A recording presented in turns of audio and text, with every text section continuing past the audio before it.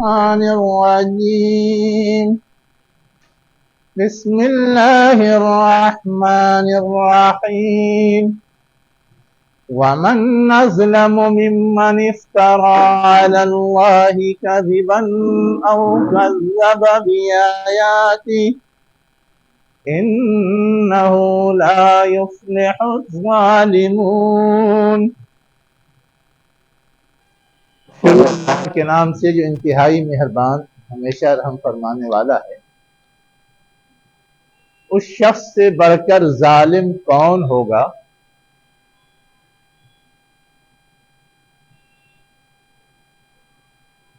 جو اللہ پہ جھوٹ گڑھتا ہے اور اس کی آیات کو جھٹلاتا ہے۔ بے شک ظالم کامیاب نہیں ہو سکتے۔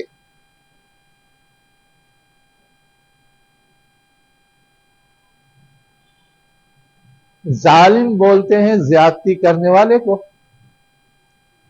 زیادتی لوگ آپس میں بھی ایک دوسرے پر کرتے ہیں اور کائنات کی کسی بھی مخلوق کے ساتھ کرتے ہیں، جانوروں کے ساتھ کرتے ہیں، پیڑ پودوں کے ساتھ کرتے ہیں، پتہ نہیں کس کس چیز کے ساتھ کرتے ہیں۔ لیکن جو اس کائنات کا خالق ہے، مالک ہے، مختار کل ہے، اس کے خلاف بھی اگر کوئی زیادتی کرے تو یہ زیادتی زیادہ سنگین ہوگی۔ اسی لیے کہا گیا اس سے بڑھ کر کے ظالم کون ہو سکتا ہے جو اللہ پہ جھوٹ گڑھے، یعنی جو مختار کل ہے، خالق ہے، مالک ہے، اس کے خلاف کوئی زیادتی کی کارروائی کرے تو وہ گویا سب سے بڑا ظالم ہے۔ اب اس کے بعد جو چیز سمجھنے کی ہے، جو مختار کل ہے، مالک ہے، اس کے خلاف کوئی زیادتی کر کیسے سکتا ہے؟ اللہ تعالیٰ تو کہہ رہا کرتا ہے۔ تو اب اس کی دو شکلیں یہاں بیان کی گئی۔ ایک شکل تو یہ بیان کی گئی ہے کہ وہ اللہ پہ جھوٹ گڑھتا ہے، اور دوسری یہ ہے کہ اللہ کی آیات کو جھٹلاتا ہے۔ اللہ کی آیات کو جھٹلانا تو آسان ہے، سمجھ میں آتا ہے، اس لیے کہ اللہ نے کچھ احکامات دیے اپنی آیات کے ذریعے، ہم جھٹلاتے ہیں تو گویا اسے چیلنج کرتے۔ یا اللہ نے کچھ نشانیاں رکھی ہیں اس کائنات میں جس سے ہم اللہ کی معرفت حاصل کر سکیں۔ اب اگر ہم ان نشانیوں سے معرفت نہیں حاصل کرتے تو یہ بھی گویا ہماری کوتاہی ہے، جو ایک طرح سے ظلم کاؤنٹ ہوگی، زیادتی کاؤنٹ ہوگی۔ لیکن جو پہلی بات بتائی گئی ہے کہ اللہ پر جھوٹ گڑھتے ہیں، تو اللہ پہ جھوٹ کیا گڑھتے ہیں؟ اس کی کوئی مثال دی جا سکتی کہ یہ جھوٹ گڑھا، یہ جھوٹ گڑھا، یہ جھوٹ گڑھا؟ اچھا جی، ایک شکل تو یہ ہے کہ اللہ کی کہی ہوئی کوئی بات نہیں ہے، ہم اس کو اللہ سے منسوب کر دیں، جیسے پچھلی امتوں میں جو بگڑے علماء تھے یہ سب کرتے تھے، احکامات میں، آیات میں تحریفات۔ جی، اور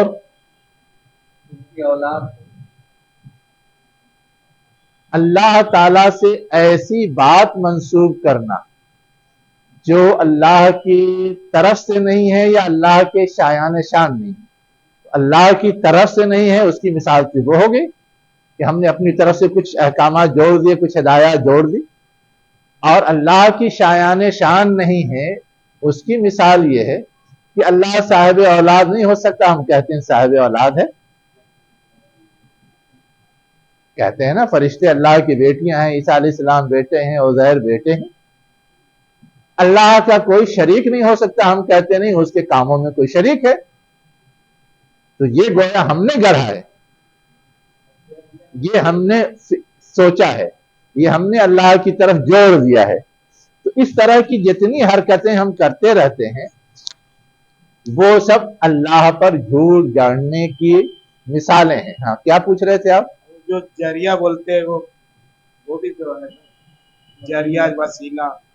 دیکھیے ذریعہ اور وسیلہ کو ہم جھوٹ گڑھنا نہیں کہہ سکتے، مس انڈرسٹینڈنگ کہہ سکتے، اس لیے کہ بعض چیزوں میں تو ذریعہ ہیں ہی، فرشتے بھی ہیں، رسول بھی ہیں، سب ذریعہ ہیں، اللہ کی کتاب بھی ذریعہ ہے، اللہ کی کتاب ہدایت ہے، ہمارے لیے ذریعہ ہی نا ہدایت کا، رسول بھی اللہ کے طرف سے ہمارے لیے رہنمائی کا ذریعہ ہی ہے نا، کچھ چیزیں تو یقیناً ذریعے کی حیثیت سے معروف ہیں، ضرورت ہے ہماری، لیکن جو ہم خود طے کرتے ہیں کہ یہ بھی ذریعہ ہے، جیسے پیر بابا ذریعہ ہے نا، تو اب اس کو تو اللہ تعالیٰ نے ذریعہ نہیں بنایا ہماری بخشش کا، ہماری سرخروئی کا، وہ ہم جوڑتے ہیں تو وہ غلط ہو جائے گا، لیکن جو چیز اللہ نے خود بتائی ہے اپنی کتاب کے حوالے سے، اپنے رسول کے حوالے سے، اپنے نمائندوں کے حوالے سے یعنی فرشتوں کے حوالے سے، اگر ہم اتنی بات تسلیم کرتے ہیں اور اتنا اپناتے ہیں تو اس میں کوئی حرج نہیں، اور ہے وہ ذریعہ، لیکن اسی حد تک جس حد تک ان کو ذریعے کی حیثیت دی گئی ہے۔ اب رسول کو تو کہا گیا ہادی اور رہنما ہے، لیکن دنیا یہ سمجھنے لگی کہ وہی مختار کل ہے، وہ سمجھنے لگے کہ وہی خدا ہے، جو بہت مشہور شعر ہے بریلویوں کا، وہی جو مستوی عرش تھا خدا ہو کر اتر پڑا ہے مدینے میں مصطفیٰ ہو کر، تو یہ کیا سیدھے سیدھے کون پھر پڑھتے کیوں ہیں، پھر لکھتے کیوں اپنی کتاب میں؟ آسمان سے ٹپکا ہے، انہی کے اسی مزاج کے اور اسی ذہن کے لوگوں نے تو یہ شعر کہا ہے، اس چیز سے ان میں کا کوئی سمجھدار آدمی کرتا ہوگا، تو ویسے تو کتنی چیزیں حنفیوں کی طرح منسوب کی جاتی، بہت سارے حنفی اس کا انکار کرتے ہیں، کتنی چیزیں اہل حدیثوں کی طرح منسوب کی جاتی، بہت سارے اہل حدیث اس کا انکار کرتے ہیں، تو وہ تو چلتا رہتا ہے، لیکن کہا تو اسی مزاج اسی ذہنیت کے لوگوں نے، تو ہمارے لیے اصل چیز اس مزاج کی خرابی ہے، وہ اس نام کا ڈھانچہ نہیں ہے۔ یہ جو عقیدہ ہے کیا یہ شرک کے زمرے میں نہیں جاتا ہے؟ کون سا عقیدہ؟ تو یہ قبروں کو وسیلہ بناتے ہیں، ہاں پیروں کو وسیلہ بناتے ہیں، ہاں، کہ اللہ کے ہماری بخشش کرے، سب شرک کے درجے میں جاتا ہے، سب شرک کے درجے میں جاتا ہے۔ میں نے کیا کہا کہ اللہ کی کتاب، اللہ کے رسول یہ وسیلہ ہیں اسی حد تک جس حد تک کہا گیا ہے، اس سے آگے نہیں۔ اللہ کے رسول کے حوالے سے کہا گیا وہ شفاعت کریں گے، کریں گے، ہے نا، اللہ کے رسول کے علاوہ اللہ کی کتاب جو قرآن مجید ہے اس کے حوالے سے بھی کہا گیا وہ شفاعت کرے گی، اس حد تک تو ہم مانیں گے، لیکن وہ منوا لے گی کوئی چیز اللہ تعالیٰ سے، اس حد تک ہم کبھی نہیں مانیں گے۔ کسی منوا لینے کا مطلب یہ ہوتا ہے کہ معقول سے غیر معقول کو منوایا جائے، ورنہ معقول بات تو کوئی بھی منوا سکتا ہے کسی سے، جب اصولی بات ہے، صحیح بات ہے، کوئی بھی کسی سے کہہ سکتا ہے مان گیا مان گیا، نہیں مانا وہ بھگتے گا، اور اللہ تعالیٰ سے تو ہم اور زیادہ امید کر سکتے ہیں کہ کوئی معقول سفارش ہوگی تو وہ قبول کرے گا، لیکن یہ جو منوانے والی بات ہے بگاڑ یہاں ہے۔ ہاں آپ کیا پوچھ رہے تھے؟ کن کا ذبیحہ؟ یہ جو قبروں پر جاتے ہیں اور قبروں کو وسیلہ بناتے ہیں، ہاں ہاں ان سے مرادیں مانگتے ہیں، ہاں ہاں اور ان کو سمجھتے ہیں کہ یہی ہمارے بخشش کا ذریعہ بنیں گے۔ ہاں یجوز نہیں، سنیوں میں جو ہے، ہاں سنیوں میں بھی جو شرک کے زمرے میں جا رہے ہیں، جا رہا ہے شرک کے زمرے میں، لیکن اس کے باوجود میں فتویٰ دے رہا ہوں یجوز۔ جس وقت قرآن نازل ہوا ہے اس وقت اہل کتاب کی کیفیت کیا تھی؟ وہ بھی تو اس طرح کے شرک میں مبتلا تھے، عیسیٰ علیہ السلام کو شریک ٹھہراتے تھے اور اس سے بڑے شرک میں مبتلا تھے، لیکن اس کے باوجود ان کا ذبیحہ ہمارے لیے جائز قرار دیا گیا، آج بھی جائز ہے، اہل کتاب کا ذبیحہ تو جائز ہے نا، اور ان کی عورتوں سے نکاح الا یہ کہ بگڑنے کا اندیشہ ہو، جب وہاں جائز ہے تو اسی طرح کا بگاڑ یہ بھی ہے یہاں بھی جائز ہوگا. فتوے کی بنیاد یہ جوز جو میں نے کہا اس کی بنیاد یہ. چلیے ہاں صحیح جواب دینے ہی کے لیے تو سوال کیا جاتا ہے، نجلے کے لیے نہیں. اس سے بہت سی رائے ہوتی ہے. تو اب سمجھ میں آ گیا کہ دو عبارت کیوں ہے. ممن افترى علی اللہ کذبا ایک چیز ہے اور کذب بآیاتہ ہی بالکل دوسری چیز ہے. دونوں کی مثالیں آ گئی. اب اللہ تعالیٰ یہ کہہ رہا ہے کہ جو لوگ بھی اس طرح کی تدبیریں کرتے ہیں تو یہ سمجھتے ہیں کہ ہم نے بہت بڑا تیر مار لیا. اللہ تعالیٰ لا یفلح الظالمون، ایسی حرکت کرنے والے اپنے مقصد میں کبھی کامیاب نہیں ہو سکتے. کبھی کامیاب نہیں ہونے کا مطلب کہ آخرت میں تو 100% ہے کہ کامیاب نہیں ہوں گے، اور دنیا میں بھی وہ بگاڑ کے راستے پہ جاتے ہیں تو اس بگاڑ کے راستے کا نتیجہ دیر سویر برا ہی نکلتا ہے، اچھا کبھی نہیں نکلتا. اس لیے کہ جو پیروں کے چکر میں جاتا ہے، جو درگاہوں کے چکر میں جاتا ہے، کتنا اسے لٹانا پڑتا ہے اور کتنا ملتا ہے. جا کے پیر کی قبر پہ نظر کر کے آ گیا ₹1,00,000 کی بیٹا مل جائے گا، بیٹا نہیں ملا تو گیا ₹1,00,000. اور دنیا ہی کا نقصان ہے نا. اللہ نے تو کوئی بدل نہیں مانگا ہے کہ 1,00,000 خرچ کرو گے تو بیٹا دیں گے ورنہ نہیں دیں گے. ایسی سیدھے سیدھے دعا ہوتی. تو اس طرح سے یہ جو بات کہی جا رہی لا یفلح الظالمون صرف آخرت تک نہیں ہے، دنیا میں بھی نتائج بہت ساری چیزوں کے جھیلنے پڑتے. بہت ساری چیزیں ایسی ہوتی ہیں جس میں دنیا میں نتائج ظاہر نہیں ہوں گے، قیامت کے دن ظاہر ہوں گے. لیکن یہ کہ وہ اپنے مقصد میں کامیاب ہو جائیں گے یہ نہیں ہو سکتا. اب آگے ہاں ظالم سے مراد مشرک ہے. جو کچھ وہ ہے ممن افترى علی اللہ کذبا اور کذب بآیاتہ وہ کفر اور شرک ہی ہے نا. انہیں کو تو ظالم بڑا ظالم کہا گیا، وہی مراد ہے. وَيَوْمَ نَحْشُرُهُمْ جَمِيعًا ثُمَّ نَقُولُ لِلَّذِينَ أَشْرَكُوا أَيْنَ شُرَكَاؤُكُمُ الَّذِينَ كُنْتُمْ تَزْعُمُونَ. اب اللہ تعالیٰ نے یہ جو فرما دیا کہ ایسے ظالم فلاح نہیں پا سکتے، کامیاب نہیں ہو سکتے، تو اب اس کی آگے دلیل ہے. اصل میں کیا ہے؟ اگلی آیت جو اس کی دلیل ہے کہ وہ دن جس دن کی ہم سب کو جمع کریں گے. ٹھیک، سب کو جمع کریں، نحشرہم جمیعا، سب کو جمع کریں گے. پھر ہم کہیں گے للذین اشرکوا، ان لوگوں سے جنہوں نے شرک کیا، شریک ٹھہرایا، کہ جن کو تم نے شریک ٹھہرایا تھا وہ کہاں ہیں؟ آج تمہاری مدد کر سکتے ہیں، تمہارا بیڑا پار لگا سکتے ہیں، تم کو کامیاب کرا سکتے ہیں؟ نہیں کرا سکتے.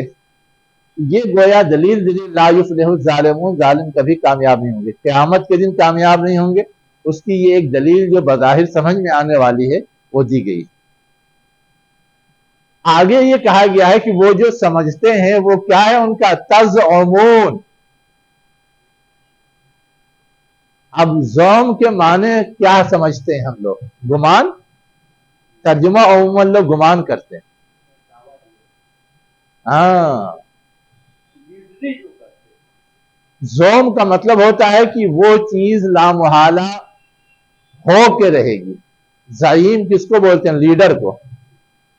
اور زوم کا مطلب یہ کوئی زوم میں ہے کا مطلب یہ کہ جو وہ کہہ رہا ہے، جو وہ چاہ رہا ہے، اس کو گویا وہ 100% منوا ہی کے رہے گا یا کر ہی کے رہے گا یا کروا ہی کے رہے گا. زوم کا مطلب یہ ہوتا ہے. تو اب یہ لوگ جن کو کہ وہ شریک ٹھہراتے تھے اور جن کے حوالے سے سمجھتے تھے کہ ہماری یہ سفارشین ہمیں بخشوا کر کے ہی رہیں گے، یہ جو کانسیپٹ ہے یہ کھل جائے گا اس دن. یہ ان کے بس کا روگ نہیں ہے، وہ ایسا نہیں کر سکتے. بڑے زوم میں آئے. ہاں وہ ہوتا ہے نا، اردو میں بھی استعمال کرتے ہیں.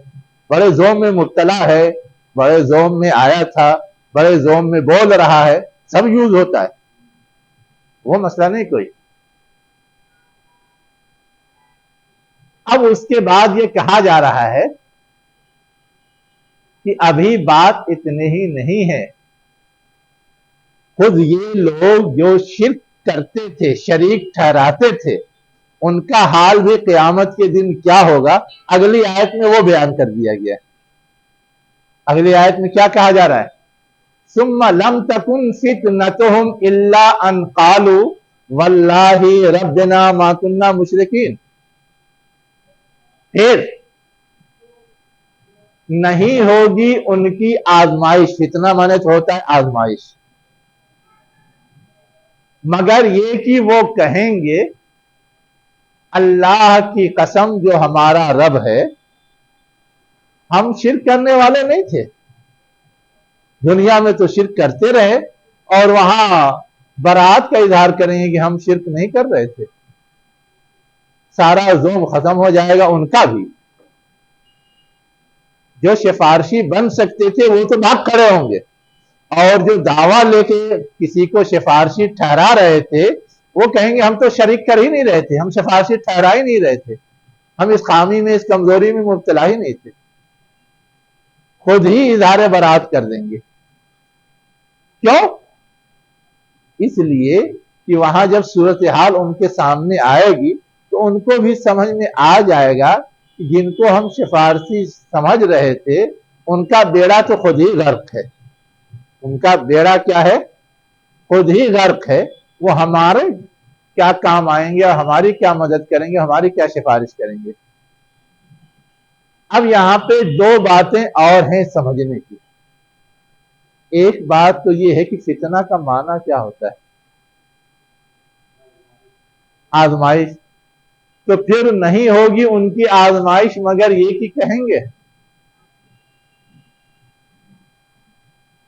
فتنے کا معنی بیٹھ رہا ہے، آپ ترجمہ کوئی کھولیں گے تو وہاں فتنہ اور آزمائش ترجمہ نہیں کیا ہوگا کسی نے، ہاں؟ ان کی شرارت یہ ہوگی، فتنہ مانے شرارت بھی تو نہیں ہوتا، فتنہ کے معنی تو آزمائش ہوتا ہے۔ اور کسی نے کچھ ترجمہ کیا ہے؟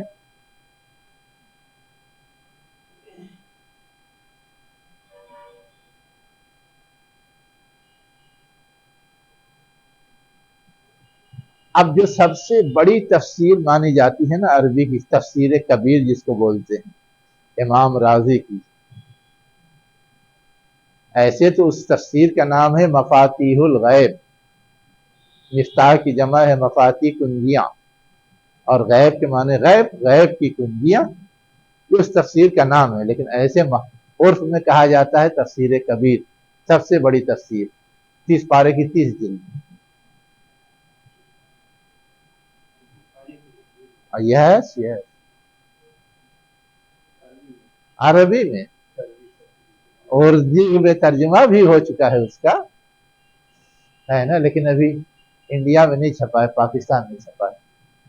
بہرحال میں جو چیز سمجھانا چاہ رہا تھا کہ اس کے اندر فتنہ کا جو کی تشریح کی گئی ہے وہ کیا، ان کا جواب یہ ہوگا۔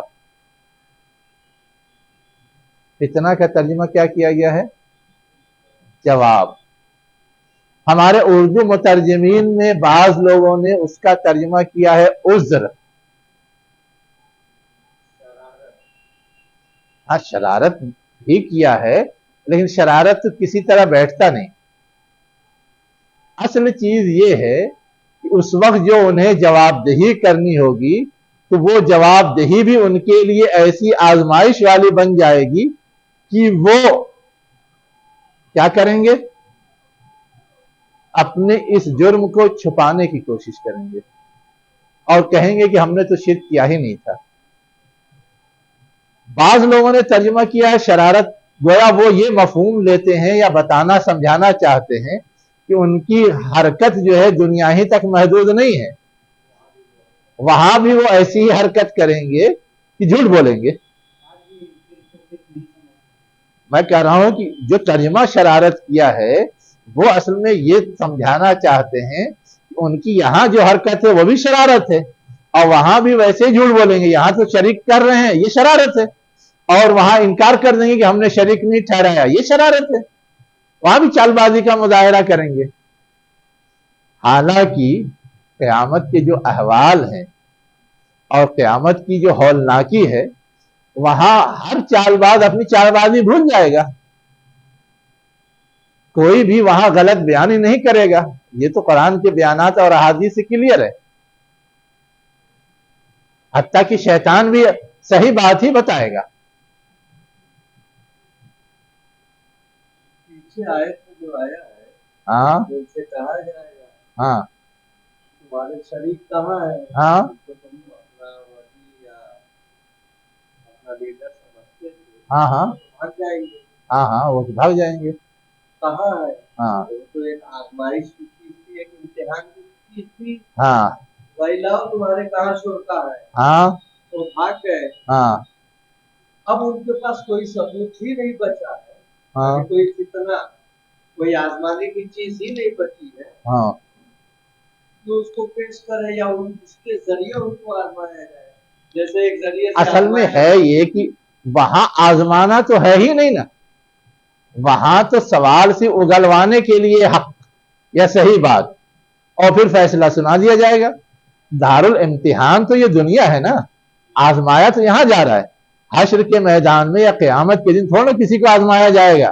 وہ سوال آزمانے کے لیے نہیں ہوگا، وہ تو صرف حجت تمام کرنے کے لیے ہوگا. تو اس لیے ہم اس کو آزمائش کے معنی میں لے، ایسا نہیں.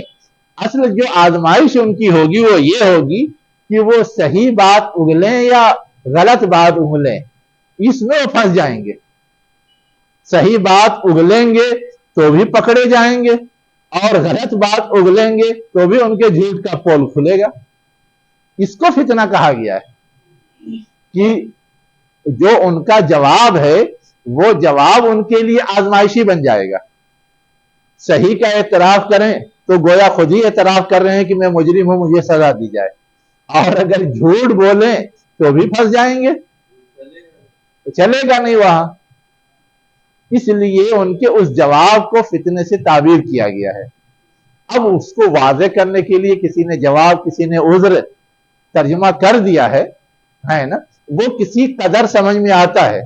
لیکن یہ شرارت والا کہ وہاں بھی شرارت دکھائیں گے، وہاں کسی کے لیے شرارت دکھانے کا چانس نہیں ہوگا.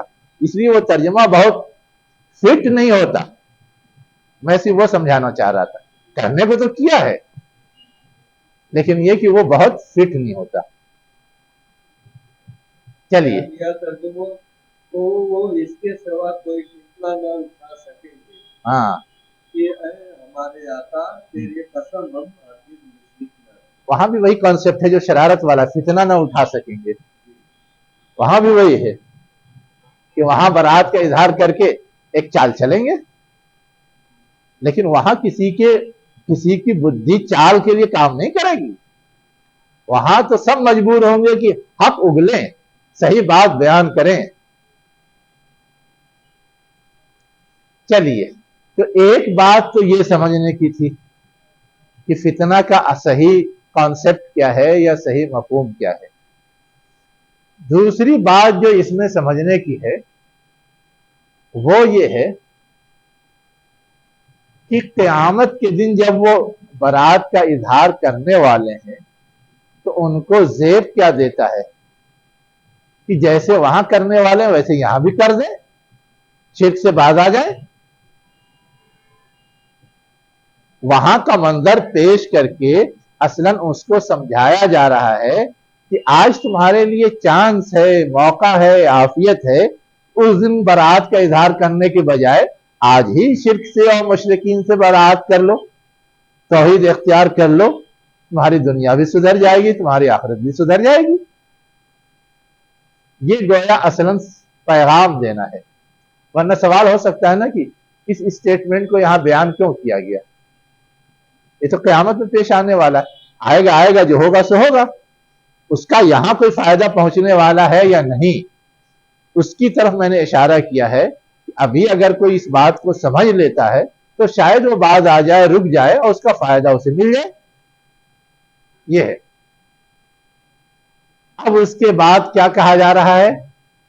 انظر کیف کذبوا علی انفسہم وضل عنہم ما کانوا یفترون.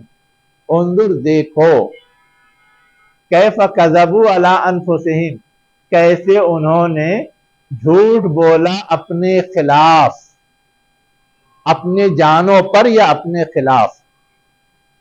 कैसे झूठ बोला?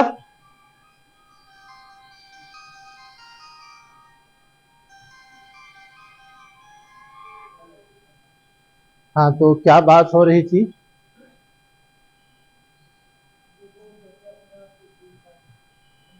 हाँ, उन्जुर कैफ कज़बू अला अनफुसिहिम व ज़ल्ल अन्हुम मा कानू यफ्तरून।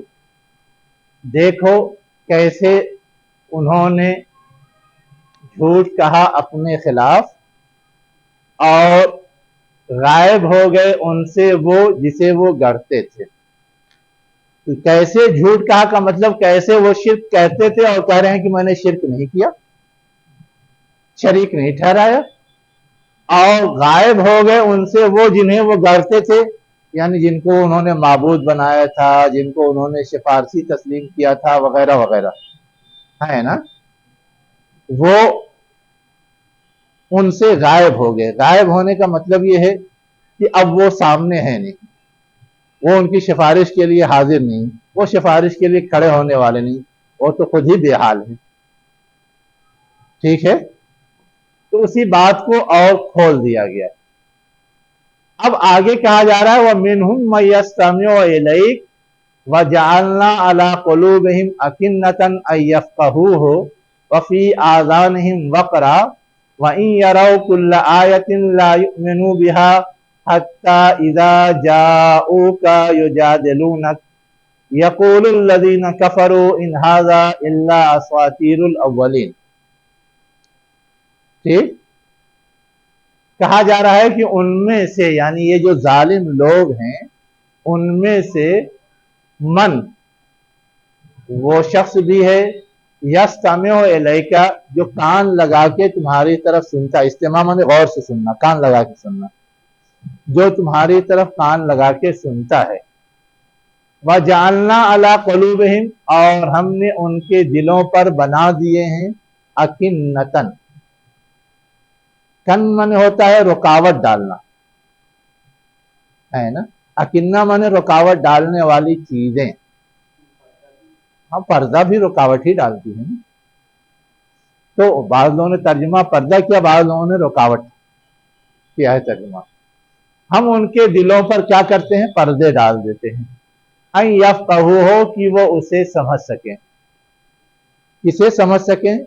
जो अल्लाह की वही आ रही है, जो अल्लाह के अहकामात आ रहे हैं, जो अल्लाह की आयात आ रही हैं, उसे समझ सकें।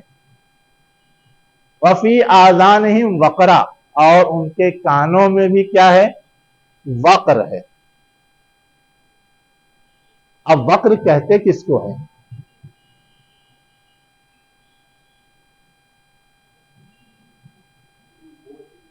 बोझ। अच्छा, और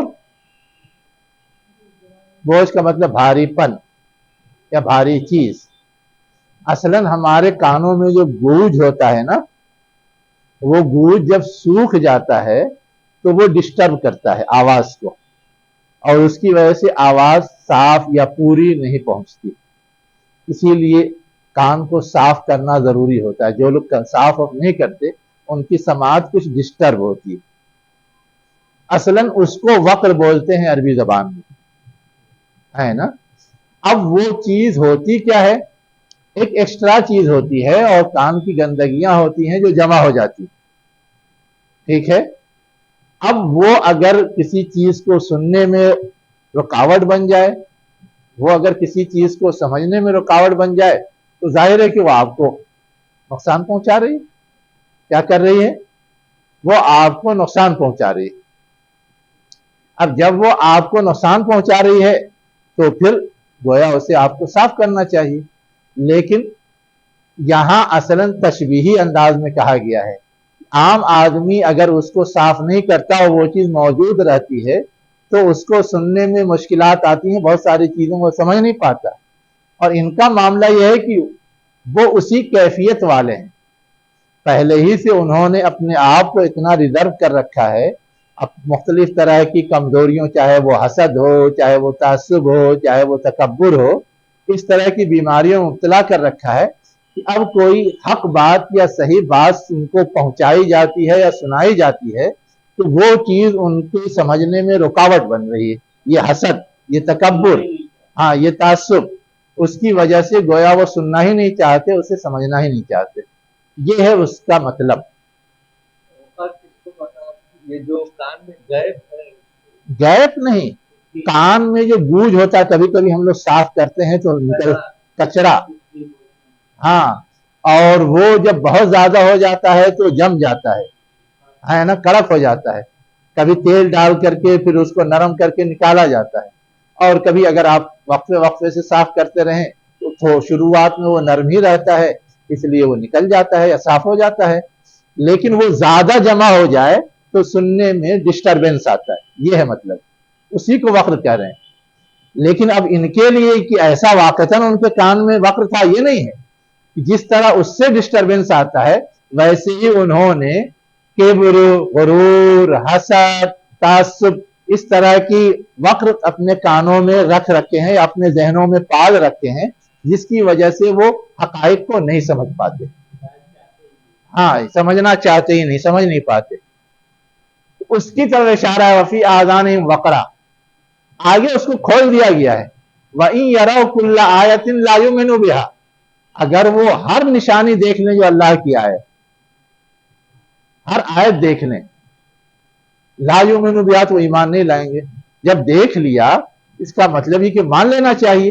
لیکن وہی وقر جسے حسد، تعصب یا کبر و غرور کی بیماریاں ہوتی ہیں، جس کی وجہ سے ہم بڑے ہیں تو ہم سے بڑا محمد کیسے ہو جائے گا، جیسے ابو جہل کہتا تھا، تو وہ چیز آڑ بن جاتی ہے. سمجھتے بوجھتے مانتے ہوئے بھی انکار کرتے ہیں. اسی کہہ رہے ہیں کہ اگر وہ دیکھ لیں ہر آیت، ہر نشانی، سمجھ لیں کہ ہاں اللہ کی ذات ہے، برحق ہے، اور اسی کا رسول یہ ہے، اسی کا نمائندہ یہ ہے، اسی کی کتاب یہ ہے، پھر بھی وہ ایمان نہیں لائیں گے. حتی اذا جاؤک، یہاں تک کہ جب وہ تمہارے پاس آئیں گے تو اپنے بڑکپن کو ثابت کرنے کے لیے یجادلونک، تم سے جدال کریں گے، بحث کریں گے، جھگڑا کریں گے. یقول الذین، ہاں لا یؤمنوا بہا، بہا کا مطلب بے کل آیا، ٹھیک ہے.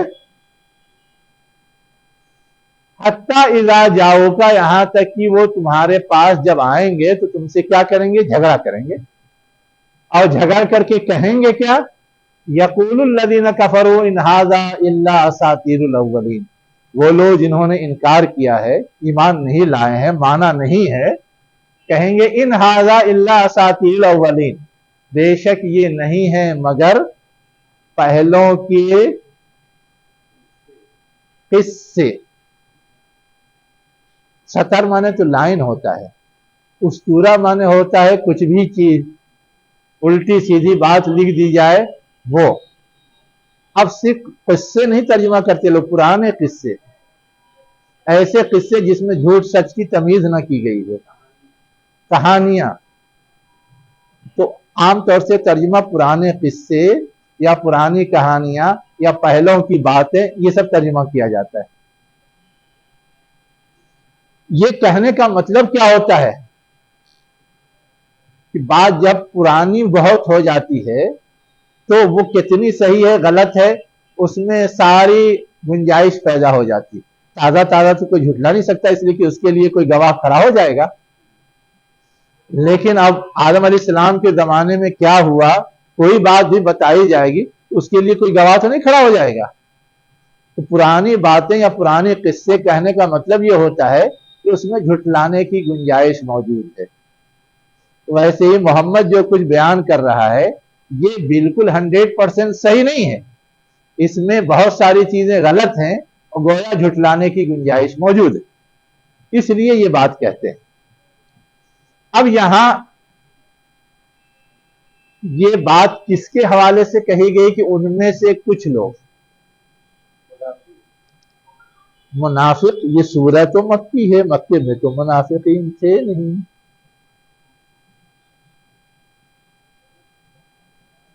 اور کہا جا رہا منہم انہی میں سے یعنی ظالموں میں سے.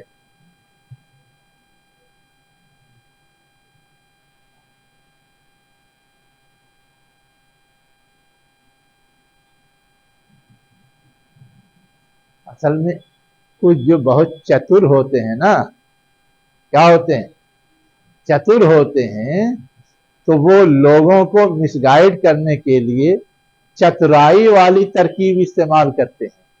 اور چترائی والی ترکیب کیا ہے؟ گئے، ملے، بات کی، سنا، خوب اطمینان سے سکون سے کان لگا کر کے سنا.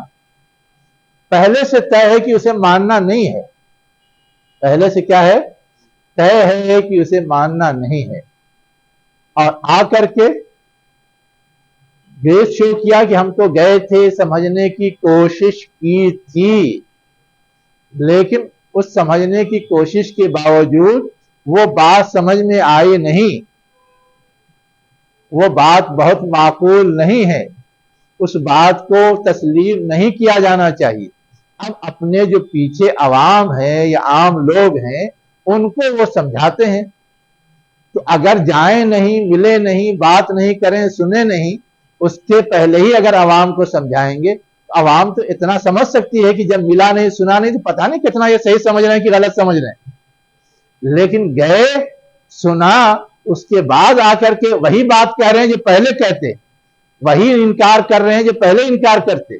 لیکن اب کہنے کے لیے کہ ہاں گئے تھے، سنا، اس کے باوجود سمجھ میں نہیں آیا، کوئی معقولیت نہیں ہے، اس کا مطلب واقعتاً معقولیت نہیں. یہ چتر ترکیب ہے یا تدبیر ہے. ہاں ہاں، اصلاً عوام ان کے گرویزہ نہ ہو جائیں، ان کے قریب نہ جائیں، اس لیے وہ خود ہی یہ ساری چال چلتے ہیں اور یہ ساری تدبیر کرتے ہیں اور یہ سارا کھیل کرتے ہیں. منافق بھی کرتے تھے. اور آج بھی جو سو کال مذہبی نمائندے ہیں، ان کی جب انٹرفیتھ کانفرنس ہوتی ہے، ان کے جب ڈائیلاگ ہوتے ہیں، ان کے جب سیمینار ہوتے ہیں، تو واضح ذہن کے ساتھ کوئی ماننے کے لیے تھوڑا وہاں بیٹھتا ہے، سمجھنے کے لیے تھوڑا بیٹھتا ہے، ایک دوسرے سے منوانے کے لیے. اگر وہاں مانے ورنہ آ کے کہتے ہیں کہ میں تو دیکھ کے آیا، یہ خامی، وہ خامی، وہ خامی، اور اس کی بات معتبر بھی ہو جاتی ہے کہ یہ تو دیکھ کے آئے ہیں، یہ تو سن کے آئے ہیں، یہ تو سمجھ کے آئے ہیں، اس کے باوجود کہہ رہے ہیں وہ غلط ہے، تو ہوگی غلط ہی. ہم لوگ کون کیا کہتے ہیں چیک کرنے جائے گا کہ ہاں یہ صحیح کہہ رہے ہیں کہ غلط کہہ رہے ہیں. تو یہ کھیل کفاران قریش بھی کرتے تھے. اب ظاہر ہے یہ کام ہر ایک نہیں کر سکتا. جس کو یہ سب سوچتا تھا یا جو بہت بننا چاہتا تھا وہ یہ سب کرتا تھا. جیسے ہمارے یہاں سو کال دانشوران کرتے، سو کال دانشوران کرتے ہیں. بالکل وہی رول ہے، وہی کردار ہے جو یہاں سمجھایا جا رہا ہے.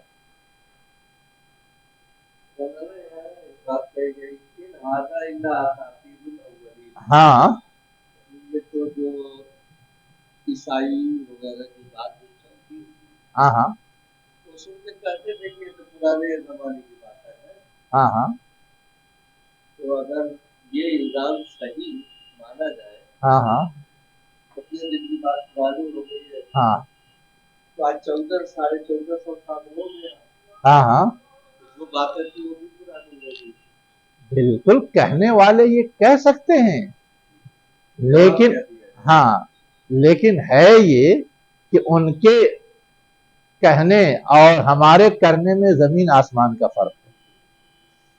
حضور سے پہلے جتنی چیزیں تھیں اس کی سند نہیں بنتی تھی، اور آج قرآن کی بھی پوری سند ہے.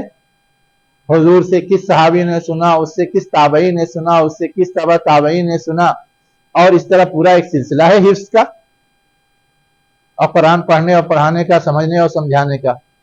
پوری تاریخ میں کوئی ایک لمحہ ایسا نہیں گیا یا ایک دن ایسا نہیں گیا جب یہ سلسلہ ٹوٹا ہو قرآن کے حوالے سے.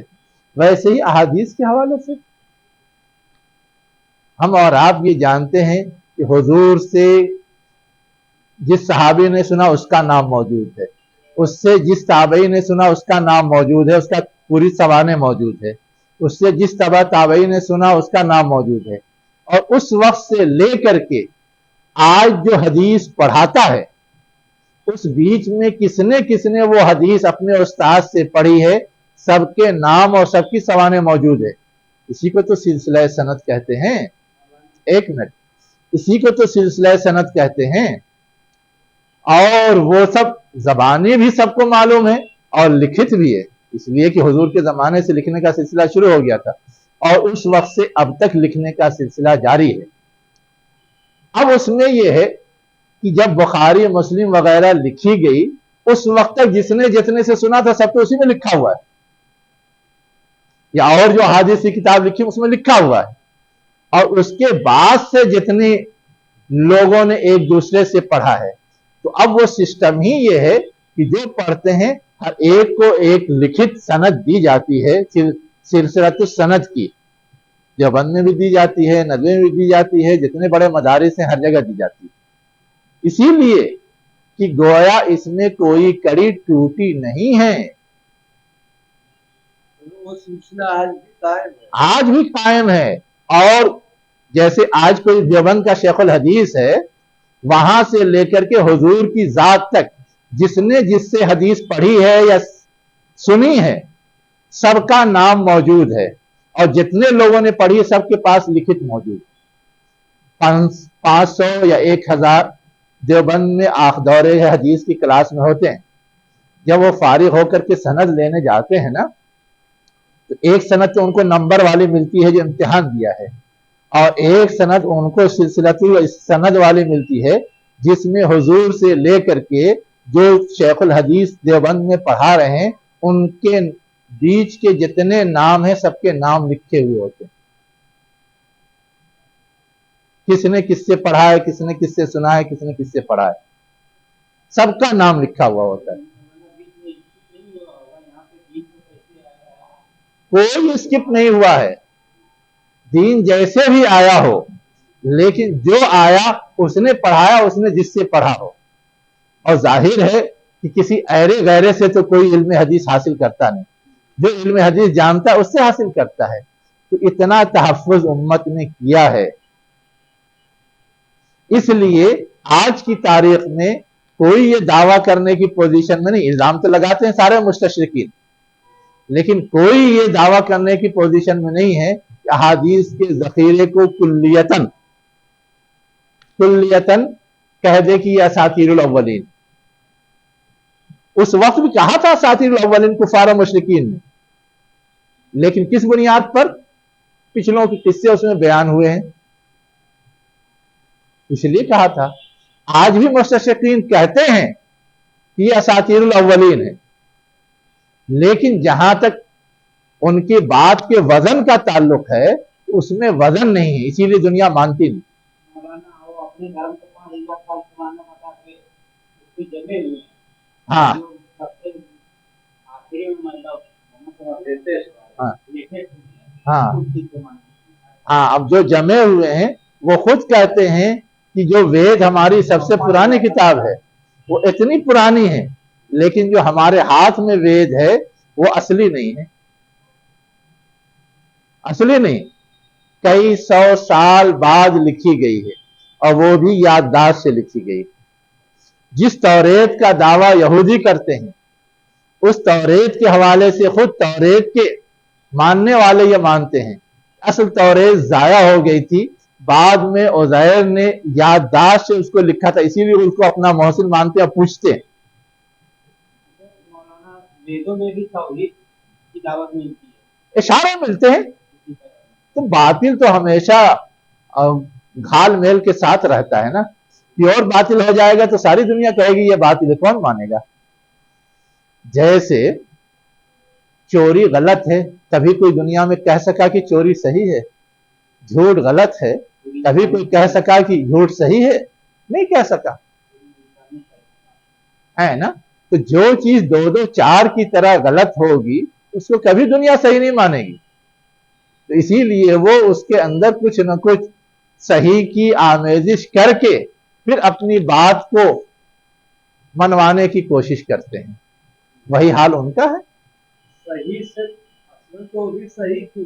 ہاں صحیح سے غلط راستے پہ گئے ہیں تو صحیح حصہ لے کے گئے. اور نہیں، ایک تو وہ پہلو ہے، لیکن ایک دوسرا پہلو اور بھی ہے کہ کچھ صحیح ایسی چیزیں ہیں جس کا کبھی انکار کیا ہی نہیں جا سکتا. جیسے اللہ کے وجود کا انکار نہیں کیا جا سکتا. ہاں، موت کا انکار نہیں کیا جا سکتا.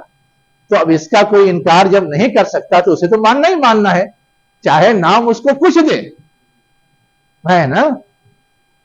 جیسے آپ کہتے ہیں کہ ہم تو مرتے نہیں، اس دنیا سے دوسری دنیا میں جاتے ہیں پھر آ جاتے ہیں، ہماری زندگی کا سلسلہ جاری ہے. یا کہتے ہیں کہ ہمارا تو صرف ڈھانچہ مرتا ہے نا، روح نام کی چیز جو ہے یہ تو قدیم ہے، یہ کبھی مرتی نہیں، ہمیشہ رہتی ہے. ہم کہہ تو اب اس طرح کے جو کانسیپٹ ہیں، اس طرح کے کانسیپٹ رکھنے والے رہے ہیں، لیکن اس کی جو خامی ہے اس کو نہیں سمجھتے، اس لیے اسے ڈھوتے ہیں. تو یہاں جو چیز سمجھنے کی ہے کہ ہمارے حوالے سے یا ہمارے دینی سرمایہ کے حوالے سے اگر کوئی کہتا ہے کہ یہ اساطیر الاولین ہے تو وہ اسے جسٹیفائی نہیں کر سکتا.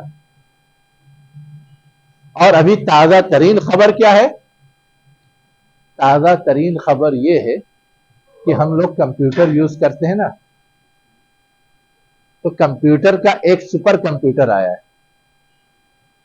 سپر کمپیوٹر کا مطلب یہ کہ اس میں جتنی چیزیں تھی سب ڈال دی گئی ہیں، جو صحیح ہیں وہ بھی، جو غلط ہیں سب وہ بھی. اور وہ گویا ایک طرح سے چیکنگ مشین ہے جس کے ذریعے یہ چیک کیا جائے یہ صحیح ہے یا غلط ہے، اوریجنل یہ ہے اور ڈپلیکیٹ یہ ہے، وہ سب ڈالا ہوا ہے اس میں.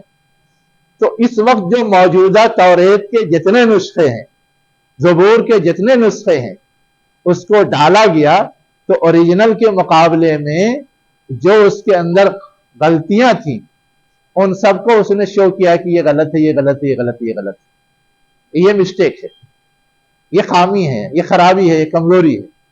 لیکن قرآن کو ڈالا گیا تو صرف 00 ڈاٹ ڈاٹ آیا، کچھ نہیں. یہ بھی ابھی آئی ہے ریسرچ سپر کمپیوٹر کے ذریعے. لیکن توریت کا یا اور کتابوں کا ہاں کمپیوٹر جب اصلی کتاب موجود ہی نہیں ہے ہاں تو اس کی ڈپلیکیٹ سب ہے. ہاں، اب اس کی ڈپلیکیٹ کو کیسے طے کیا ہے؟ ملی نہیں تو ڈپلیکیٹ کو کیسے چھانٹ دیا؟ ہاں، یہ بالکل جینوین سوال ہے. لیکن اگر ہمارے پاس جب سے توریت کا نسخہ موجود ہے ٹل ناؤ، آج تک سب کو ہم فیڈ کر دیں اور وہ سارے کے سارے میں کوئی تضاد مل جائے، کوئی دو نسخہ آپس میں میچ نہ کرے، تو کیا کہا جائے گا؟ کون صحیح ہے کون غلط ہے؟ دونوں غلط ہے نا. ویسے ہی انجیل کے جتنے نسخے موجود ہیں ان ریکارڈ ہیں، یہ کہا جائے گا کہ سب میں آپس میں ٹکراؤ ہے، آپس میں ٹکراؤ ہے. تو اب یہ نہیں کہہ سکتے. اس کا مطلب یہ کہ سب کا سب غلط کے کھاتے میں جائے گا. جب ہم صحیح کو طے نہیں کر سکتے تو سب غلط کے کھاتے میں جائے گا. قرآن کا معاملہ یہ ہے کہ جب سے قرآن نازل ہوا ہے اور آج تک کے جتنے نسخے ہیں اس کو آپ ڈال دیجئے، ایک لفظ کا تضاد نہیں ملے گا. اب جب تضاد نہیں مل رہا ہے، سب کے سب 100% میچ ہو رہے ہیں، تو کیا کہا جائے گا؟ تو مان لینا چاہیے. مان لینا چاہیے. یہی سپر کمپیوٹر نے شو کیا ہے کہ اگر یہ غلط ہوتا تو اتنے دن میں کتنی 19-20 کمی بیشی ہو چکی ہوتی، لیکن پہلے دن سے آج تک ہر ایک منو ان ویسے ہی اس کو ڈھو رہا ہے. اس کا مطلب یہ کہ اس میں کوئی غلطی نہیں ہے. ہم یہ نہیں کہہ سکتے کہ یہ غلط ہے یہ صحیح ہے، سب کو ہمیں صحیح ماننا پڑے گا. گویا کہ وہ ایک ہی نسخہ ہے، چاہے حضور کے زمانے میں لکھا گیا چاہے آج لکھا گیا. اور اس پہ ریسرچ تو ڈاکٹر حمید اللہ صاحب نے لکھا ہے کہ مستشرقین کے ایک گروپ نے کیا. اس کے ایک گروپ کو باضابطہ ایک پروجیکٹ دیا گیا کہ جتنے بھی قدیم سے قدیم پرانی نسخے موجود ہیں سب کو جمع کرو اور سب کو ٹیلی کرو. سب کو کیا کرو؟ ٹیلی کرو. تو اب اس کی وجہ سے ہم اور آپ یہ دیکھتے ہیں کہ انہوں نے خود یہ رپورٹ دی کہ صرف زیر زبر کے بعض نسخوں میں غلطی کے علاوہ کوئی فرق نہیں، یعنی الفاظ اور حروف میں کوئی فرق نہیں. زیر زبر تو بعض میں اجمیوں کی ضرورت کے لیے لگائے گئے ہیں اور اس میں لکھنے میں کبھی کسی نے کوئی مسٹیک کر دی تو کر دی، اس کی کوئی گنتی نہیں ہوگی. اس لیے کہ اصل عربی تو وہ نہیں ہے، اصل نسخہ تو وہ نہیں ہے. لکھاوٹ اگر سیم ہے، تحریر اگر سیم ہے تو وہ اصلاح ہو سکتی ہے. یہ ان کی ریسرچ کی رپورٹ ہے جو خطبات بہاولپور میں ڈاکٹر حمید اللہ صاحب مشہور سیرت نگار تھے اور قرآن کا جرمنی یا فرانسیسی وغیرہ میں ترجمہ کیا تھا، انہوں نے اس کو کوٹ کیا ہے. اس سے ہم سمجھ سکتے ہیں. تو ہمارے پاس گویا سند موجود ہے، اس لیے ہم ڈنکے کی چوٹ کہہ سکتے ہیں کہ اساطیر الاولین کہلا غلط ہے. یہ میں صرف کہہ رہا تھا. اب آگے کیا کہا جا رہا ہے؟ وَهُمْ يَنْهَوْنَ عَنْهُ وَيَنْأَوْنَ عَنْهُ وَإِنْ يُهْلِكُونَ إِلَّا أَنفُسَهُمْ. ٹھیک ہے؟ وَمَا يَشْعُرُونَ. اب انہی کے بارے میں کہا جا رہا ہے کہ وہ کیا کرتے ہیں، اس سے روکتے ہیں. یعنی یہ جو چتور لوگ جاتے ہیں، سن کے آتے ہیں اور دکھاوے کے لیے اپنا ایک وقار بناتے ہیں، اس وقار کے بعد وہ روکتے ہیں اور خود بھی دور رہتے ہیں، یعنی مانتے نہیں، تسلیم نہیں کرتے ہیں. اور کیا کہا جا رہا ہے؟ وَإِن يُهْلِكُونَ إِلَّا أَنفُسَهُمْ وَمَا يَشْعُرُونَ. اور ایسی حرکت کر کے وہ خود اپنے آپ کو ہلاکت میں ڈال لیں. وہ خود بھی راہ یافتہ نہیں. ہاں وہ ترجمہ کیا نا میں نے. وہ روکتے ہیں اور وہ اس سے رک جاتے ہیں، یعنی خود نہیں قبول کرتے، دوسروں کو بھی قبول کرنے سے روکتے ہیں. یہ مطلب ہے. تو ایسی حرکت کر کے کہ دوسروں کو بھی روک رہے ہیں، خود بھی رکے ہوئے ہیں. ظاہر ہے کہ خود نہیں رکیں گے، دوسروں کو روکیں گے تو دوسرا تو شبہ میں پڑ جائے گا کہ خود تو مان رہے ہیں، ہم کو کہہ رہے ہیں مت مانو. وہ بھی خود بھی رکتے ہیں. کہا جا رہا ہے کہ ایسا کر کے وہ نہیں ہلاکت میں ڈالتے مگر اپنے آپ کو. یعنی وہ خود گریز کر رہے ہیں تو ہلاکت کے راستے پہ جا رہے ہیں، دوسروں کو روک رہے ہیں تو دوسروں کی ہلاکت کا ذریعہ بن رہے ہیں. اس کا وبال بھی ان کے سر آئے گا تو گویا وہ بھی ہلاکت کی راہ ہے. وما یشعرون. اور انہیں اس کا احساس بھی نہیں ہوتا، شعور بھی نہیں ہوتا. احساس بھی نہیں ہوتا اور شعور بھی نہیں ہوتا کا مطلب کیا ہے؟ یعنی ایسا کر کے وہ غلط کر رہے ہیں، اس کا احساس اور شعور نہیں ہوتا. جیسے اب کوئی بچہ ہے، آگ کو چھونے کے لیے جا رہا ہے، پانی میں کو ہاتھ ڈالنے کے لیے جا رہا ہے، اب اس کو شعور نہیں ہے کہ آگ جلائے گی، ہے نا، پانی ہم کو نقصان پہنچائے گا، کرتا رہتا ہے. ویسے ہی وہ شخص بھی ہو گیا کہ جو چیز آئی ہے نفع پہنچانے کے لیے، اس سے روک کر کے گویا وہ ان کو نفع سے محروم کر رہا ہے. جو چیز آئی ہے ان کو ہلاکت سے بچانے کے لیے، اس سے روک کر کے گویا وہ ان کو ہلاکت کی طرف ڈھکیل رہا ہے اور اس کا احساس بھی اس کو نہیں. اب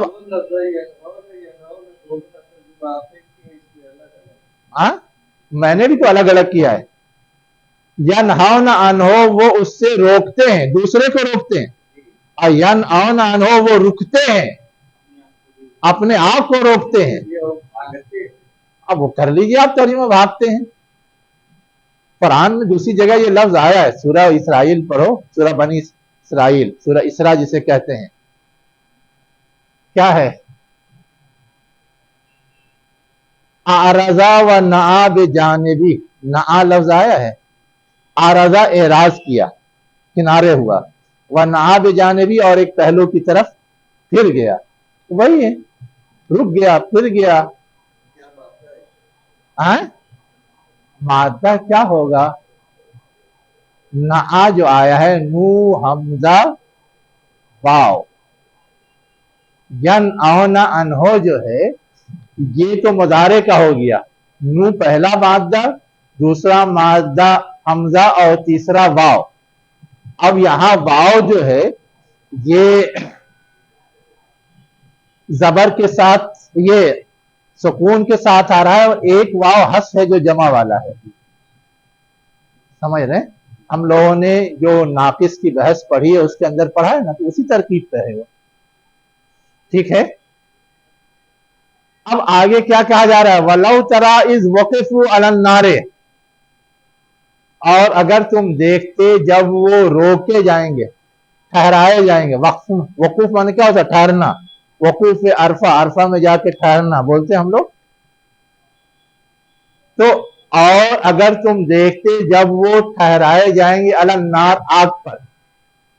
आग पर ठहराए जाएंगे मतलब कि आग में डाले जाएंगे या आग के करीब ले जाए जाएंगे डालने के लिए, दोनों तरह से मफहूम हो सकता है। फ़क़ालू, तो वो कहेंगे या लैतना नुरद्दु वला नुकज़्ज़िबु बिआयाति रब्बिना व नकूना मिनल मोमिनीन। ऐ काश हम लौटा दिए जाते और हम अपने रब की आयात को ना झुटलाते और हो जाते मोमिनीन में से। काश ऐसा चांस मिल जाता तो इस बुरे अजाब से बच जाते। उस वक्त वो ख्वाहिश करेंगे, हालांकि आज चांस मिला हुआ है तो आज उसको ठुकरा रहे हैं, लेकिन कल जब अजाब सर पे सवार होगा तो फिर कहेंगे कि ऐसा हो जाए। जैसे लोग बहुत सारी मोजी बीमारियों में शरीक हो जाए, शराब पीते पीते सेहत खराब हो, मीठा खाते खाते जख्मों से भर गए। अब जब सताता है वो, तब कहते हैं काश पहले एतदाल से जिंदगी गुजारी होती, ये सब हरकत नहीं की होती, आज ये दिन ना देखने पड़ते। वैसे ही वो कहेंगे। पेपर तो आउट है, पूरे कुरान में आउट है, उसी को कहा जा रहा है। अब आगे क्या कहा जा रहा है? बल बदालहुम मा कानू युख्फून मिन क़ब्ल, बल्कि यानी ये जो एतराफ वो करेंगे या ख्वाहिश करेंगे, तो कहा जा रहा है कि मामला ऐसा नहीं है कि वाक़तन वो चाह रहे हैं इसलिए कि फिर लौटा दिया जाएगा तो फिर वही हरकत करेंगे। अभी तो अंजाम सामने है तो डर खौफ है, लेकिन जब दोबारा भेज दिया जाएगा तो अंजाम तो सामने नहीं होगा। तो जैसे दुनिया में हमने भेजा था अंजाम सामने नहीं था तो शरारत की, फिर अंजाम सामने नहीं रहेगा तो फिर शरारत करेंगे, इसीलिए अल्लाह ताला दोबारा भेजता नहीं। उसी को कहा जा रहा है कि आज जो वो इस तरह की ख्वाहिश कर रहे हैं, वाक़तन चाह करके नहीं कर रहे हैं, मजबूरी में कर रहे हैं, और अगर उसको पूरा कर भी दिया जाए तो भी नतीजा वही रहेगा, इसलिए कि वो जो कुछ भी ये कर रहे हैं बदा लहुम, उनके सामने वाज़े हो गया है, खुल गया है।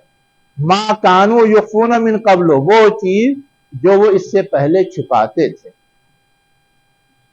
वलौ रुद्दू, आगे अल्लाह ताला कह रहा है अगर उन्हें लौटा दिया जाए लआदू लिमा नहू अन्हु, तो वो दोबारा करेंगे वो जिससे उन्हें रोका गया है।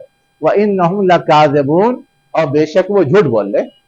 यानी आज जो ये कह रहे हैं कि हम ऐसा करेंगे, ये भी बस बहकाने वाली बात है, जाकर के अमलन करेंगे नहीं, इसलिए कि वहां फिर वही खामी वही खराबी उनके अंदर मौजूद रहेगी। अब आगे क्या कहा जा रहा है? वक़ालू इन हिया इल्ला हयातुना दुनिया व मा नहनु बिमबूसीन, यानी इनका हाल तो ये है कि ये कहते थे कि सिर्फ हमारी ये जो दुनिया की जिंदगी है यही जिंदगी है, इसके बाद कोई जिंदगी थोड़ा ना, यानी क़यामत वामत होने वाली नहीं है, आखिरत आखिरत होने वाली नहीं, अल्लाह के यहाँ कोई हिसाब किताब नहीं देना है। बाबर बहेश कोश कि आलम दोबारा नीस्त, उसी का वमा नहनो बिमबूसीन, हम उठाए नहीं जाएंगे, आलम दोबारा नीस्त का तर्जुमा है। अब ये कौन कहता है? मुशरिकीन तो कहते थे कि शिफाअत करेंगे। आजकल के जो मुल्हिदीन का एक ग्रुप है वो समझता है कि बस दुनिया की जिंदगी जिंदगी है, इसके बाद की जिंदगी जिंदगी नहीं, यही मर खप के खत्म हो जाएगा। उनके दरमियान भी ऐसे लोग थे जो कहते थे सर गल के मर के बराबर हो जाएंगे तो फिर दोबारा कहाँ जिंदा किए जाएंगे, बस जो जिंदगी है यही है, जो करना है कर लो, क्या फर्क पड़ता है। बेहतर यही कि आयश कर लो, करते हैं। तो हम और आप ये समझते हैं कि हुजूर के ज़माने में या उससे पहले मुल्हिद उल्हिद नहीं थे, ऐसा नहीं। उस ज़माने में मुल्हिदाना फिक्र और सोच रखने वाले लोग थे। तो शिर्क और कुफ्र की बहुत सारी शक्लें हैं। एक शक्ल तो शिर्क वाली है, एक टोटल कुफ्र वाली है, एक बीच बीच वाली है। तो ये सारी शक्लें गोया दिखा दी गई हैं कि हर तरह के सोचने वाले और बिगड़े हुए लोग हैं। तो इनमें भी इस तरह के बिगड़े हुए लोग थे। तो ताल्लुक मिनहुम में से है। कहाँ? हाँ बटवाया। हाँ, उन्हीं में से कुछ वो हैं जो ये कहते हैं कि ये हमारी दुनिया की जिंदगी सिर्फ दुनिया ही तक है, वमा नहनु में मबूसीन, और हम उठाए जाने वाले नहीं, यानी अब क़यामत नहीं होगी, हमको दोबारा जिंदा नहीं किया जाएगा, यही जिंदगी अव्वल, वही जिंदगी आखिर। अब जो लोग ऐसी सोच रखते हैं उनके बारे में ये ख्याल करना कि कल वो दोबारा दुनिया में भेजे जाने की ख्वाहिश करेंगे, कर सकते हैं? वो तो ये समझते हैं कि दुनिया आई गई खत्म। क्यों ये बात बताई जा रही है उसको थोड़ा सा आगे वाज़ेह किया गया है। वलौ तरा इज़ वक़िफ़ू अला रब्बिहिम क़ाल अलैसा हाज़ा बिलहक़ क़ालू बला व रब्बना, रब्बना है या रब्बिना? रब्बिना है, वही तो मुझे भी डाउट हो गया, इसीलिए मैं रुका। क़ाल फ़ज़ूक़ुल अज़ाब बिमा कुन्तुम तकफ़ुरून, और अगर तुम देखो जब वो अपने रब के पास ठहराए जाएंगे या रोके जाएंगे, है ना, तो अल्लाह ताला क्या करेगा? काला का मतलब उसका उनका रब, यानी अल्लाह ताला पूछेगा। हाँ, कहाँ? असल में यहाँ जो बात है वो तो मिसाल के पैराए में बताई जा रही है। क़यामत का मंजर तो किसी ने देखा नहीं है, लेकिन बयानिया अंदाज से बयान करके उनको समझाया जा रहा है। तो कहा जा रहा है कि वो मंजर अभी जो लफ्जों में बयान किया जा रहा है उसको वो समझ सकें, उसको वो गौर कर सकें, उसको किसी नतीजे से पहुंच सकें, तो ये एक अच्छी चीज होगी। जैसे कुरान मजीद में खिताब किया गया, अलम तरा कैफ फ़अल रब्बुका बिअस्हाबिल फील, तरा आया है ना, क्या तुमने नहीं देखा? कौन है मुराद? जो हाजिर लोग थे, लेकिन सब के सब वाक़या फील के वक्त मौजूद तो नहीं थे, कुछ गवाह तो थे, ठीक, लेकिन सिर्फ उन गवाहों को मुखातब किया जा रहा है, सबको कहा जा रहा है ना, क्या तुमने नहीं देखा? अब किसी ने देखा, किसी ने देखने वालों से सुना। हाँ, अलम तरा, हाँ, जो सामने उनको मुखातब किया जा रहा है। उनमें कुछ लोग देखने वाले भी हैं, कुछ लोग देखने वाले नहीं हैं। तो अब जिन्होंने देखा उनको भी समझना चाहिए, और जिन्होंने नहीं देखा लेकिन इन देखने वालों से सुना उनको भी समझना चाहिए कि अल्लाह ने अपनी किस कुव्वत का मुजाहिरा किया कि इतने लाओ लश्कर के साथ वो आया और सबको तबाह बर्बाद कर दिया। वो मफहूम है, वो मफहूम है, लफ्जी तर्जमा उसका यही है। असल ये चीज है कि ये एक मिसाल या तमसील के पैराए में रखा जाता है कि वो मंजर पेश कर दिया जाए, और उससे अगर कोई आगाह है तो उससे जो नतीजा निकलता है उसे मान लेना चाहिए। हाँ, तो ज़ाहिरी तौर पर हाँ, बेहतर दिख रहा है। नहीं, इससे सिर्फ ये होता कि वक्त की एक तारीख बयान कर दी जाती है। लौ के जरिए सिर्फ तारीख नहीं बयान की जा रही, लौ के जरिए ख्वाहिश का इजहार भी होता है। हाँ, एक ख्वाहिश का इजहार भी है कि जिस चीज को हम बयान कर रहे हैं उससे जो इबरत और नसीहत बरामद हो रही है उसे काश कोई कबूल कर ले, इसलिए वलौ तरा का उसलूब आता है। ठीक है, तो अगर यहां जो चीज कहनी है वो ये कि वलौ तरा, अगर वो देखें यानी देख करके समझें, समझ करके उसकी इबरत और उसके नसीहत तक पहुंचे, तो ये उनके लिए एक करामत चीज है। हुजूर अकरम सल्लल्लाहु अलैहि वसल्लम या सहाबा है, ज़ाहिरन तो हुजूर सल्लल्लाहु अलैहि वसल्लम है, लेकिन हुजूर तो नुमाइंदे थे। अब वो जिनके लिए नुमाइंदे थे सबके लिए, सहाबा के लिए थे वो भी हैं, और जो उनके मुखातब थे वो भी हैं। अब यहां चूंकि जिस चीज का बयान हो रहा है वो तो खास तौर से मुखातब के लिए है, तो इसलिए वलौ तरा में खास तौर से वही मुखातब माने जाएंगे। गुंजाइश तो सबकी रहेगी, कामल लफ्ज है तो, लेकिन असल मुखातब वही माने जाएंगे, है ना। अल्लाह ताला क्या पूछेगा, अलैसा हाज़ा बिल हक, क्या ये चीज हक नहीं। अब ये का इशारा किस चीज की तरफ? आजा हाँ, हाजा का इशारा। आजा कुरान भी हो सकता है, और क़यामत और अल्लाह। देखिए यहां जो पिछला जुमला नकल हुआ है ना, उससे क़यामत का इनकार झलक रहा है, आखिरत के दिन का इनकार झलक रहा है। और जब क़यामत बर्पा हो जाएगी और आंखों से देख लेंगे कि बर्पा हो गई है, उस वक्त अगर उनसे पूछा जाएगा तो वो इनकार कर पाएंगे?